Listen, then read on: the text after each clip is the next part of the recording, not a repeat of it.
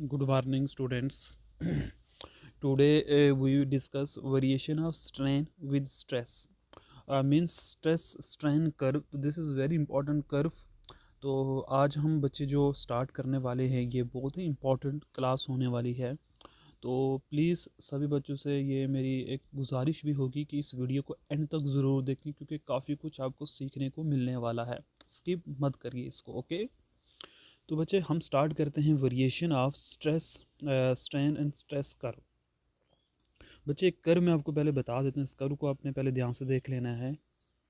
इस कर्व में ये जो पॉइंट्स यहाँ पर दिए गए हैं आपने इनको देखना है। ओ से ए तक है, फिर ए से बी तक है, फिर बी से सी तक है, इस तरीके से फिर सी से ये पॉइंट्स बच्चे जो आ रहे हैं इन पॉइंट्स को आपने अच्छे से ध्यान में रखना है। तो फिर हम क्वेश्चन को स्टार्ट करने वाले, ठीक है। अब बच्चे हम चलते हैं क्वेश्चन के अंदर।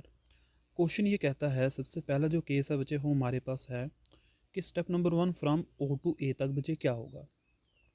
बच्चे आपको स्ट्रेन भी पता होना चाहिए, स्ट्रेस भी पता होना चाहिए। स्ट्रेस होता है फोर्स पर यूनिट एरिया और स्ट्रेन होता है ओरिजिनल मतलब change in length divide by original length कितनी चेंज हो रही है। मतलब फोर्स लगाएंगे तो बच्चे को चेंजिंग भी तो आएगी कन्फिग्रेशंस के अंदर। हम कहते हैं फ्रॉम ओ टू एच बच्चे क्या हो रहा है, in this case stress is directly proportional to strain. मतलब इसमें क्या है कि जितना आप स्ट्रेस प्रोड्यूस कर रहे हो उतना ही उसमें स्ट्रेन भी प्रोड्यूस हो रहा है, तो दोनों आपस में डायरेक्टली प्रोपोर्शनल होंगे। डायरेक्टली प्रोपोर्शनल होने का मतलब है कि इनका ग्राफ जो है बच्चे वो एक स्ट्रेट लाइन बनने वाली है। कहते हैं जब हमने ग्राफ में देखा, when graph is plotted between stress and strain we get a straight line. तो बच्चे फ्रॉम ओ से ए तक आपने ये याद रखना है। फिर मैं आपको फिगर बता देता हूँ। ये जो ओ से ए तक बच्चे पॉइंट है इसमें हम ये कहते हैं ये स्ट्रेन और स्ट्रेस कर्व है बच्चे। हम वाई एक्सिस के अलोंग स्ट्रेस और एक्सिस के अलोंग स्ट्रेन को बच्चे रिप्रेजेंट कर रहे हैं। तो ओ से ए तक बच्चे हमारे पास क्या है, स्ट्रेस और स्ट्रेन डायरेक्टली प्रोपोर्शनल हैं।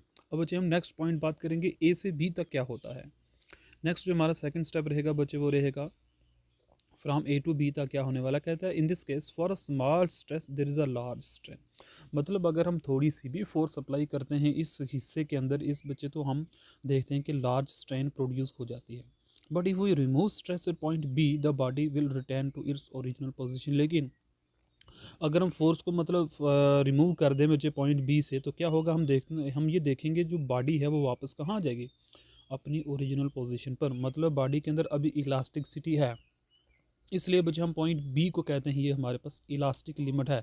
मतलब पॉइंट बी तक, पॉइंट ए से बी तक जो बच्चे पॉइंट है हमारे पास बी तक अगर हम फोर्स रिमूव करेंगे तो हमारे पास बच्चे क्या होगा, वापस बॉडी ओरिजिनल पोजीशन पर आ जाएगी। तो इस पॉइंट बी को हम कहेंगे ये इसकी इलास्टिक लिमिट होने वाली है। अब देखते हैं बच्चे इलास्टिक लिमिट के बाद क्या होगा। ओके, नेक्स्ट पॉइंट देखो आप। कहते हैं from O to B the behaviour material is elastic. वो तो मैंने बच्चे आपको बता दिया कि ओ से बी तक बॉडी का जो बिहेवियर होगा वो इलास्टिक ही होगा, कि जैसे ही हम फोर्स को रिमूव करेंगे तो बॉडी अपनी ओरिजिनल पोजीशन पर वापस आ जाएगी। नेक्स्ट बच्चे हमारे पास पॉइंट बी टू सी क्या होता है। तो पहले बच्चे हम रीड कर लेते फिर हम फिगर से इसको समझेंगे। कहते हैं in this case for a very small stress there is a very large strain. बच्चे इस हिस्से में भी अगर हम स्मॉल स्ट्रेस प्रोड्यूस करते हैं, स्मॉल फोर्स लगाते हैं तो बॉडी में लार्ज स्ट्रेन प्रोड्यूस हो जाती है। मतलब बॉडी की कन्फिग्रेशन लार्ज एरिया में चेंज हो जाती है। कहते हैं वो remove stress at point C. अगर हम बच्चे सी से क्या करें बॉडी को, मतलब बॉडी अगर सी पॉइंट तक पहुंचना मतलब हमने इतनी ज़्यादा स्ट्रेस अप्लाई कर दी है, अब क्या होगा पॉइंट सी तक the body does not regain its original position. Body अब वापस अपनी ओरिजिनल पोजीशन पर वापस नहीं आने वाली है। इन दिस केस बच्चे हम क्या बोलते हैं, there will be a permanent extension. अभी बॉडी में बच्चे क्या हो गया, परमानेंट एक्सटेंशन हो गया, मतलब प्लास्टिक बन गई है बॉडी। अब वो वापस अपनी ओरिजिनल पोजीशन पर नहीं आएगी। This permanent extension is called permanent set. बच्चे इस परमानेंट एक्सटेंशन को हम बोलते हैं ये क्या हो गया, परमानेंट सेट हो चुका है। अब चलते हैं मुझे फिगर के अंदर। ये क्या हो रहा है बच्चे, आपने समझना हम कर क्या रहे हैं एक्चुअल में। हम क्या कर रहे हैं बच्चे, स्ट्रेस को इंक्रीज कर रहे हैं और उसके हम देख रहे हैं स्ट्रेन में क्या इफेक्ट हो रहे हैं।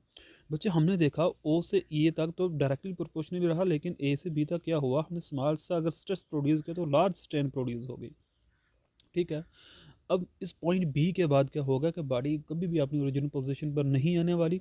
हमने बच्चे बी से देखो, बी से सी तक बच्चे वो बहुत सा स्मॉल सा स्ट्रेस प्रोड्यूस किया, लेकिन बॉडी में क्या हो गया, लार्ज स्ट्रेन प्रोड्यूस हो गया। इस पॉइंट सी को हम क्या बोलेंगे, ये बॉडी का परमानेंट सेट पॉइंट है। क्यों, बिकॉज बॉडी अब वापस आने वाली नहीं है, मतलब अपनी ओरिजिनल शेप रिगेन नहीं करेगी। इसके बाद जो बॉडी है बच्चे वो प्लास्टिक बिहेवियर शो करना स्टार्ट करेगी। पॉइंट बी को याद रखो इलास्टिक लिमिट कहते हैं, पॉइंट ए को प्रोपोर्शनल लिमिट कहते हैं। यहाँ तक बच्चे प्रोपोर्शनल लिमिट क्यों कह रहे हैं, बिकॉज बॉडी स्ट्रेस और स्ट्रेन यहाँ तक प्रोपोर्शनल थे एक दूसरे के ऊपर, इसके बाद प्रोपोर्शनलिटी खत्म हो गई। पॉइंट बी पर जाके बच्चे इलास्टिक लिमिट खत्म हो गई जिसे हम यील्ड पॉइंट भी कहते हैं, और इसके अगेंस्ट बच्चे जो स्ट्रेन है उसे यील्ड स्ट्रेन कहा जाता है। याद रखना स्ट्रेस को यील्ड स्ट्रेस कहते हैं। इसके बाद बच्चे बी से सी तक बॉडी जो है परमानेंट सेट हो गई। अब देखते हैं सी के बाद क्या होने वाला है, और सी से बच्चे इस पॉइंट तक हम नाम रख लेते हैं, कुछ पॉइंट अपने दर से एफ मान लेते हैं इसको, ठीक है ना। सी से एफ तक बच्चे बॉडी क्या बिहेव करेगी, प्लास्टिक ही बिहेव उसने करना है। तो नेक्स्ट बच्चे जो पॉइंट हम डिस्कस करेंगे इसमें बी टू सी हमारे पास हो गया। स्टेप नंबर 4 है बच्चे हमारे पास है, कहता है फ्रॉम सी टू डी अगर हम बात करें for a very small stress के लिए देर बहुत ज़्यादा बच्चे स्ट्रेन प्रोड्यूस होना स्टार्ट हो गया पॉइंट बी तक। पॉइंट डी जो जब वो आ जाएगा तो वहाँ पर बॉडी टूटना स्टार्ट हो जाएगी, मतलब इतनी ज़्यादा यहाँ पर स्ट्रेन प्रोड्यूस होगी कि बॉडी अब ब्रेक होना स्टार्ट होगी। तो जब बॉडी ब्रेक होना स्टार्ट हो जाएगी तो इस पॉइंट को हम क्या बोल देते हैं फिर फ्रैक्चर पॉइंट। वो पॉइंट जहाँ पर बॉडी ब्रेक हो जाए उस पॉइंट को बच्चे हम क्या बोलते हैं फ्रैक्चर पॉइंट। तो बच्चे अपने कुछ इंपॉर्टेंट बातें याद रखनी है, प्रोपोर्शनल लिमिट, इलास्टिक लिमिट क्या होता है, फिर आपने याद रखना है परमानेंट सेट कहाँ पर होता है और फ्रैक्चर पॉइंट कहाँ पर हो जाता है। फ्रैक्चर पॉइंट किसे कहते हैं, परमानेंट सेट किसे कहते हैं, इलास्टिक बिहेवियर कहाँ होता है, प्लास्टिक बिहेवियर कहाँ शो होता है। तो ये फिगर बच्चे इंपॉर्टेंट है, ठीक है ना, इसको अच्छे से अपने याद रखना है। ओके बच्चे नेक्स्ट है हमारे पास मॉडल्स ऑफ इलास्टिसिटी क्या होता है। हुक्स लॉ बच्चे क्या कहता है, हुक्स लॉ ये कहता है stress is directly proportional to strain, stress is equal to E into strain. E तो बच्चे हमारे पास कोई भी कांस्टेंट ऑफ प्रोपोर्शनलिटी होगा और इसको हम कहते हैं कोफिशिएंट ऑफ इलास्टिसिटी, और मॉडल्स ऑफ इलास्टिसिटी बच्चे हम इसको कहते हैं। याद रखो एक्चुअल में मॉडल्स ऑफ इलास्टिसिटी हमारे पास एक कांस्टेंट होता है बच्चे, जो किस किस की रेशियो होती है, स्ट्रेस और स्ट्रेन की रेशियो को हम क्या बोलते हैं, मॉडल्स ऑफ इलास्टिसिटी या कोफिशिएंट ऑफ इलास्टिसिटी हम बच्चे हम कहते हैं। अब हमारे पास बच्चे फार्मूला क्या बना, the ratio of modulus of elasticity is defined as the ratio of stress to the corresponding strain within elastic limit. तो बच्चे इलास्टिक लिमिट के अंदर इन दोनों की जो रेशियो होगी वो रेशियो हमें क्या देगी, ई देगी, मतलब मॉडल्स ऑफ इलास्टिसिटी देगी। बच्चे विद इन इलास्टिक लिमिट का मतलब क्या है, फिगर से पॉइंट बी तक अब याद रखो, मतलब यहाँ से यहाँ तक जो भी स्ट्रेस और स्ट्रेन की रेशियो होगी वो हमें हमेशा बच्चे क्या देने वाली है, मॉडल्स ऑफ इलास्टिसिटी हमें देगी। आई होप कि बच्चे यहाँ तक क्लियर हो गया होगा। The value of E depend upon the nature of material of the body. बच्चे इलास्टिसिटी की जो वैल्यू है वो डिपेंड किस पर करती है, मटेरियल ऑफ द बॉडी के नेचर के ऊपर, यानी किस किस्म का मटेरियल आप यूज़ कर रहे हो। अच्छा जी, इसी के साथ बच्चे हमारे पास जो नेक्स्ट टॉपिक है वो है types of modulus of elasticity. ये क्या होता है, चलो बच्चे ये भी हम देख लेते हैं। सबसे पहली जो बच्चे टाइप है हमारे पास वो है young modulus of elasticity. Young modulus of elasticity बच्चे क्या होता है, इसको ध्यान से हमने समझना है। इसको हम बच्चे वाई से डिनोट करते हैं और इसको हम डिफाइन क्या करते हैं, it is defined as the ratio of normal stress to the longitudinal strain. हम ये भी कह सकते हैं बच्चे is defined as the ratio normal stress to the normal strain within elastic limit. Longitudinal strain actual में normal strain की ही एक बच्चे टाइप हमारे पास होती है। तो याद रखना है बच्चे कि यंग मॉडल्स ऑफ इलास्टिसिटी क्या है, नॉर्मल स्ट्रेस और लॉन्गिट्यूडनल स्ट्रेन की रेशियो को हम क्या कहते हैं, यंग मॉडल्स ऑफ इलास्टिसिटी। अब बच्चे यंग मॉडल्स निकालता है क्या, तो लेंथ में जो चेंज आने वाली है, जो भी लेंथ में चेंज आएगी वो हम देखना बच्चे इस फिगर के अंदर। अब देखो हमने कंसिडर किया हमारे पास एक वायर है ए बी जिसकी लेंथ एल है and area of cross section बच्चे कितना है उसका ए दिया। हमने एक फोर्स एफ अप्लाई कर दी, is applied on its end B की तरफ बच्चे हमने फोर्स लगाई और इसकी लेंथ इंक्रीज होगी कितना, डेल्टा एल लेंथ इंक्रीज करेगी। What is the stress, stress बच्चे होगा force upon area. What is the strain produce, original length बच्चे चेंज लेंथ कितना आया, delta L divide by original कितनी थी एल। इन दोनों की रेशियो बच्चे जो होगी वो हमें क्या देगी, वो हमें देगी यंग मॉडल्स ऑफ इलास्टिसिटी हमें देने वाली। जैसे कि बच्चे मैंने आपको बता दिया अभी, देखो this is normal stress force upon area, longitudinal strain क्या होगा, change in length divide by original length. इन दोनों के बच्चे रेशियो नॉर्मल स्ट्रेस अपॉन, तो बच्चे यहाँ से क्या हो जाएगा, एल फोर्थ प्लेस से जाएगा फर्स्ट प्लेस पे, तो आ जाएगा F multiply by L divide by A into delta L. अब बच्चे एरिया ऑफ क्रॉस सेक्शन को हम क्या लिख सकते हैं यहाँ पर, क्योंकि सर्कुलर फॉर्म का होगा तो पाई आर स्क्वायर हम यहाँ पर उसको ले सकते हैं। तो हम ए की वैल्यू को यहाँ पुट करेंगे तो बच्चे हमारे पास क्या आ जाएगा, F L divide by pi R square into delta L. This is a Young modulus of elasticity of any material. Formula क्या बना बच्चे इसको निकालने का, फोर्स कितनी लगाई इंटू लेंथ कितनी है divide by pi R. R बच्चे रेडियस ऑफ वायर कितना है, या रेडियस जो भी बच्चे आप लेना चाहते हो, डेल्टा एल उसमें चेंज कितना आया है। तो आपको ये फार्मूला याद रखना है। ऐसा यूनिट के बच्चे अगर हम बात करें तो यहाँ से हम इसके ऐसा यूनिट क्या निकालेंगे, देखो ऐसा unit of modulus of elasticity is Newton पर मीटर स्क्वायर होता है। क्यों बच्चे ऐसा होता है? बिकॉज हमारे पास जो स्ट्रेन होता है उसका कोई यूनिट नहीं होता। स्ट्रेन एक बच्चे यूनिट लेस क्वांटिटी है, तो ई जो है वो फिर बराबर हो जाएगा स्ट्रेस के यूनिट होते हैं न्यूटन पर मीटर स्क्वायर, तो बच्चे उसी के बराबर होगा। ठीक है ना, हम यहाँ से भी इसको निकाल सकते हैं, मैं यहाँ से भी आपको बता सकता हूँ। देखो फोर्स के क्या होते हैं? न्यूटन। इनटू लेंथ के क्या होते हैं? मीटर। डिवाइड बाई आर है बच्चे तो मीटर स्क्वायर बन जाएगा। ठीक है, डेल्टा एल है तो चेंज इन लेंथ है तो वो भी आ जाएगा। तो यहाँ से मीटर मीटर क्या हो गया बच्चे? कैंसिल। तो ये जो मीटर स्क्वायर डिनोमिनेटर में इसको ऊपर लेके जाएंगे तो m⁻², या इधर ही रहें तो बच्चे हमारे पास यही आएगा। तो इसको पास्कल भी हम कहते हैं।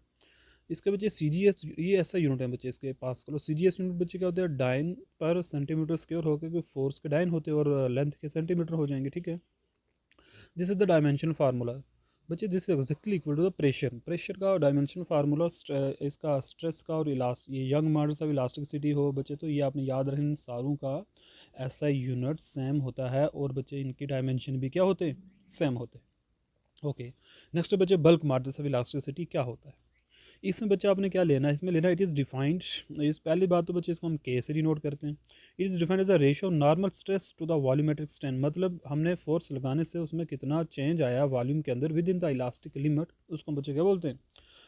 Modulus of elasticity. ये बल्क मॉडल्स मतलब इसके वॉल्यूम में कितना फ़र्क आ रहा है, normal stress upon volumetric strain. Formula याद रखो। ओके, हमने बच्चे एक बॉडी ले ली। Consider a body spherical body volume V and spherical area A। उसका बच्चे जो एरिया है वो A है और उस बॉडी का वॉल्यूम कितना? V। In order to compress the body, हमने बच्चे बॉडी को कंप्रेस करना स्टार्ट किया। Let a force F be applied normally on the surface of the body and its volume decrease by delta V। हमने बच्चे force किया तो body का वॉल्यूम डेल्टा V डिक्रीज कर गया। फार्मूला है बच्चे हमारे पास स्ट्रेस कितना होगा? फोर्स पान एरिया।